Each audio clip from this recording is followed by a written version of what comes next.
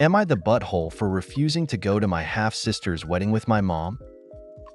I, 16M, need some advice, and this is a messy family thing, so I need to bring up the background first. My mom and dad got married 18 years ago. My mom lost her first husband like 4 years before their marriage, and my dad lost his first wife 6 years before. My mom had 3 kids with her first husband, and my dad had 2 with his first wife. My half-siblings are all 9+ years older than me. My parents never really had the typical marriage, and they never blended families. They married for a roommate situation, and since I'm here, they had sex at least one time. They never forced their kids to interact and never tried to bond with their stepkids. My dad told me none of the kids wanted a stepfamily, so they didn't give them one, and instead focused on making the best of things that they had while enjoying adult companionship. My mom had her family and my dad had his, and the two sides, even when living under one roof, never merged or did anything together. And when I was born, neither side wanted me. I was seen as another part of the not family but roommate deal. My parents don't share a bedroom. They don't go on dates. They play puzzles together and watch TV together and eat together sometimes. But if one of their kids has a birthday, the parent goes without spouse. They take turns visiting their own kids for a few nights. I stay with the parent who doesn't go for visits. I'm never welcome in my half-siblings' homes. My parents have no photos from their wedding. Our house has photos from their first weddings and their first families. We don't have very many family photos with me. I don't ever see any of my half-siblings. My mom or dad will sometimes ask me to say hi if they're on the phone with them, but I never get a hi back, so yeah. My parents plan to be buried with their original spouses and kids. There's room in both graves for them, plus their kids and kids' spouses and maybe some grandkids, but I don't have a spot. Sorry for all the weird background. But I bring all this up because mom's daughter is getting married, and she wants me to go to the wedding with her since she can bring someone, and since I'm a sibling, she thinks it should be me. But I refused. I told mom her kids don't accept me as a sibling, and I'll be left on my own most of the time. I won't be in any photos or anything, and I might even get her hostility. But my mom is saying I need to come with her. Am I the butthole for refusing? Sorry if this is a mess. My head's so messed up. Am I the butthole for not driving myself to college? I live in a country where driving is chaotic. There are no clear rules, and traffic is a nightmare. Drivers here are aggressive, and navigating the roads feels like a survival game. Now that I'm in college, my parents expect either me or my mom to drive me there because my dad is away for work. My mom already does a lot, including house chores and running errands, and driving me to school adds to her workload. My parents are upset because they think I should be helping by driving myself. However, I've decided I don't want to drive anymore after experiencing how stressful it is. I struggle with social anxiety, attention deficit hyperactivity disorder, and unfamiliarity with the city. I've lived a very sheltered life and don't have much experience being out in public or interacting with strangers. Driving here requires being assertive, almost aggressive, to deal with the chaotic traffic, but I don't feel equipped for that. The whole experience is overwhelming for me, and I fear it will negatively impact my mental health. My parents argue that my mom is exhausted from having to drive me when I could be driving myself. They think I should just toughen up and that I'm making excuses. But driving in this environment genuinely scares me, and I don't think I'm capable of handling it. Am I the butthole for refusing to drive, even though it means my mom has to do more? Am I the butthole for gifting my GF a perfume that she says is too strong? My 22M, GF, 24F birthday was recently, and I wanted to give her something that was really special and meaningful to me. I'm a big fan of perfumes and fragrances, so I wanted to share that with her. My favorite scent is Oud/Agarwood, and I wear it daily, which everyone compliments, including her. So I decided to gift her a bottle of similar scent, Amuaj Adar Oud Yulia, which is pretty high-end and extremely well-known from where I come from. I thought it would be a unique gift and a nice way to share a piece of my culture with her. When I gave it to her, she smiled and thanked me, but when she tried it on, she said it was way too strong, and that it wasn't the kind of scent she could see herself wearing. She then said, "Why can't you just gift me something normal like a branded handbag or a bracelet?" Since they wouldn't cost more, I was surprised she said that because I thought I was giving her something thoughtful that represented me. She got upset, saying I didn't care about her preferences. I felt defensive and argued that it wasn't fair to compare a sentimental gift to something as generic as a handbag. Would I be the butthole? I don't want my dad at my wedding. I'm supposed to be happy. I got engaged. And I'm just miserable all the time because I don't want my dad at the wedding. It's all I can think about. It's not like he's a truly awful person. We just absolutely have nothing in common. I keep trying to reach out to make some sort of connection, but I always get shut down with a change of conversation to something he's doing, or a mildly rude comment. Like the last one, which honestly sort of broke the camel's back. I was genuinely really looking forward to sharing some music with him I'd been working on. He works with music, and this was, so I thought, the kind of music he'd like. I played a couple of songs to him, and he turned round and said, "I know you're trying to share this thing with me, but can we have some good music, please?" My parents got divorced when I was 16, but I wanted them to get one since I was 9. My mom made no excuses for him and told me some stuff which he probably shouldn't, like how he split bills and refused to pay for my stuff. Honestly, I grew up scared of him because when they argued, he would get incandescent with rage, then would storm out, cool down, come back and ignore us for a few weeks. He did step up when I was in college. I had mental health issues and he was retired whilst my mom still worked, so in the middle of the day if I was in crisis I'd call him. But now I'm better and I've got an amazing fiance. I probably don't call him as much as I should, but every time I do there's always some snide comment that digs in and makes me feel like crap for the next few days. I'm sick of it. My fiance is surely sick of picking up the pieces. What do I do? Am I the butthole for telling on my friend to the school counselor for possible ketamine usage? Was hanging out with friends during break at school, and let's say a close friend of mine, Jenny, and her friend, Beatrice, were chilling, when Beatrice offers a vape to Jenny that has THC and ketamine in it, which is illegal where I live. I'm a very concerned friend, so I absolutely did not want Jenny to do it, and I told her straightforward. At the end of the small conversation, she said she would do it after school to Beatrice while completely ignoring me. So I went to my school counselor and told them that this was going to happen because I don't want my friend, who I also consider to be my best friend, to do ketamine. The counselor said by not name-dropping Beatrice, we could not prevent this from happening in the future. So I was kind of left with no choice but to name-drop because otherwise they would do this some other time in the near future.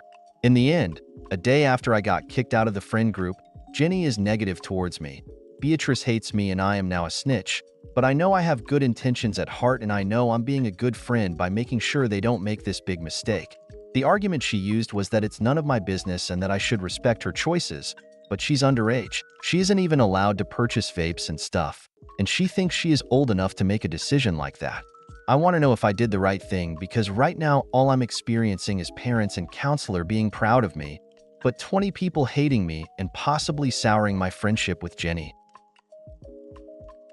Am I the butthole for refusing to help my friend when she's broke because she's been asking for too much money? So I've, M39, been seeing this woman, F41, for almost 4 months. It's semi-casual. I want her to be my girlfriend, but she's not ready to commit. Even so, we spend a lot of time together, and I thoroughly enjoy her company. But she's constantly hitting me up for money. It started when she lost her job as a dental assistant. She asked me for $600 to help tide her over. Then, the next week, she needed another $400, then another $500. She has 2 kids who live with her and a third in college, so I could understand why she was struggling. Fortunately, she found a new job quickly, one that counted as a promotion for her.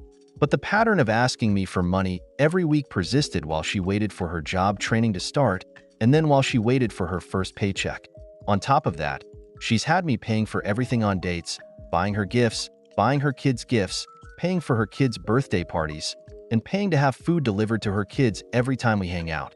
When she got her first paycheck, I told her that while I didn't mind paying for dates or buying gifts occasionally, I couldn't keep giving her money. She accepted the rejection politely, and I thought we'd be good. But when her next paycheck comes in, she tells me she's giving it to her sister so her sister can buy a house. 2 days later, she's telling me she needs money because her account is overdrawn. This time, I decline to help her.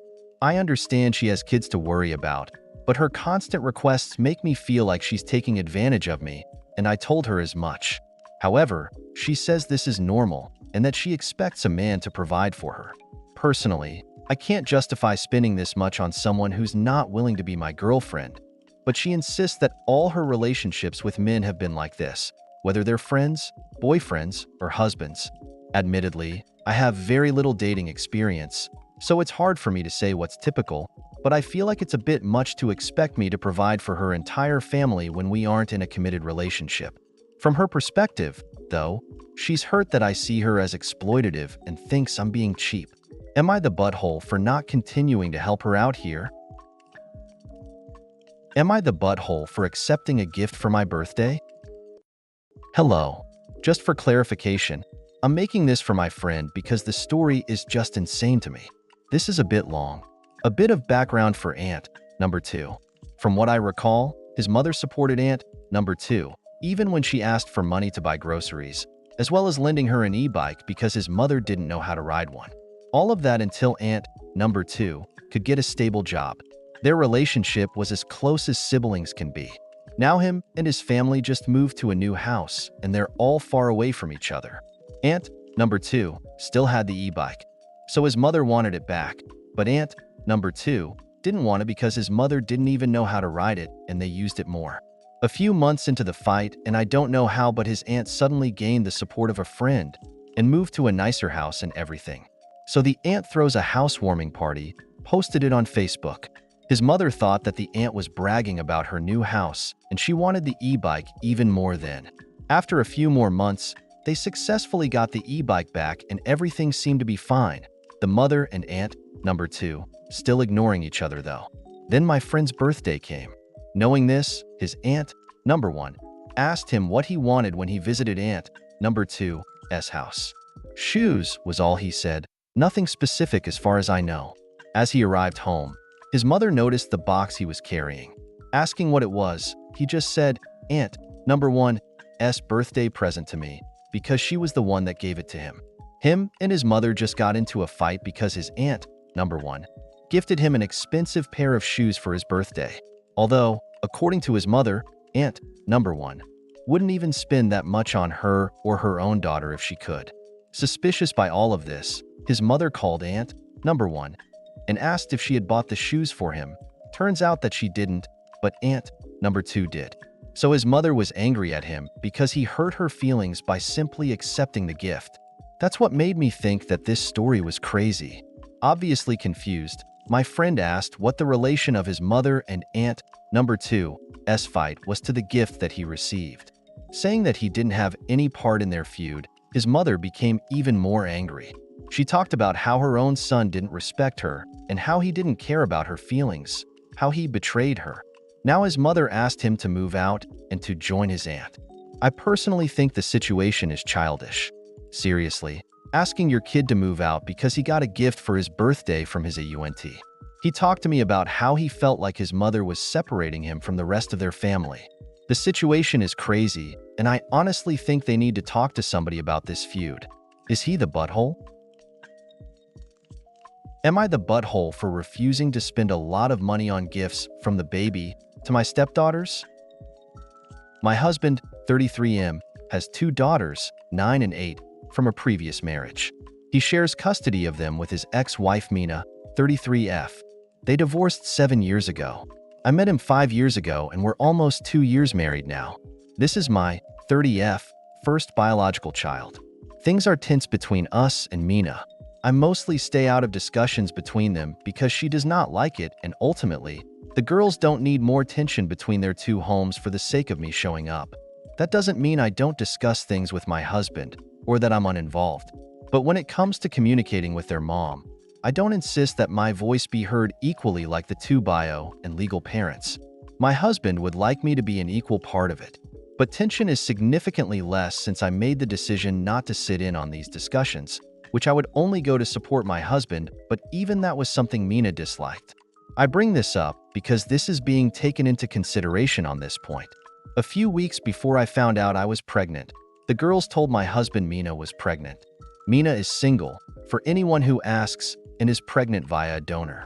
They were really excited. When we told them we were expecting, they weren't excited. They see their mom having a baby as different than me having a baby with their dad. We get along, so this was a surprise.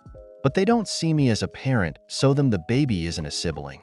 While their mom's baby has just their mom, so they're real siblings. This is something being addressed via therapy and my husband and I talking to them. Now on to the gifts. Mina bought the girls roughly 500 worth of gifts each that they'll get from the baby when she's born. My husband wanted us to do this too, and he told me we need to match it at least because they already prefer their sister from mom and still don't see their brother from us as a real sibling. Neither baby is born yet, BTW. I told him I didn't think we should spend a lot on gifts like that.